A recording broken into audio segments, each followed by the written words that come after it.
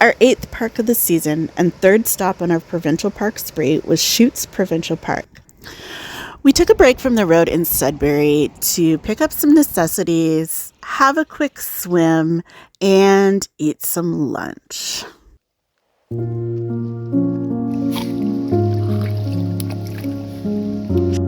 The minute I arrived, I knew there was something special about this place. We had a nice, private, and good-sized site, and our setup was very comfortably done, probably the best to date. This whole week was shaded in a shroud of grief and turmoil, though. Our family faced a tragedy that happened just before I left.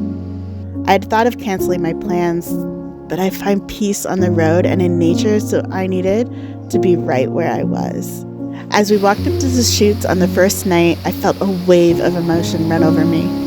The sound of the crushing water drowned out all the other noises and left me completely enthralled with the power it emitted. Looking over the edge of the viewing platform at the water smashing against the rocks, I was overwhelmed by the contrast of danger and beauty. Over the 2 days that we were at this park, the water began to look softer every time we came to look at the falls, which we often did. Nothing changed in the flow of the water. It was just as powerful and dangerous as before, but I had softened as I poured out my confusion, despair, and pain. All the emotions that I had been running from in fear of them crushing me as the waterfalls could have, instead began to lighten my heart.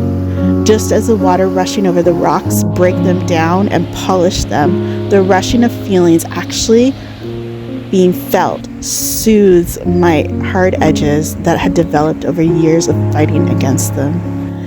The beauty of the trails and the serenity of this quiet and small park was very healing for me, and just the place I needed to be during this very painful time. Chutes was where I learned that something that looks dangerous and scary can actually be where you find healing if you relent your hold and give over to the power of letting go within the safety of the barriers built to keep you safe. We were supposed to do one more park in this week-long spree, but this process of letting go left me so drained and tired. Plus, the weather wasn't looking good for the next few days, so instead of trudging on just to say that we did, we headed home a little early and spent some time with family. This week wasn't the relaxing and fun vacation I had thought it would be when I booked it, but it ended up being cathartic and even enjoyable, which it seems I needed even more.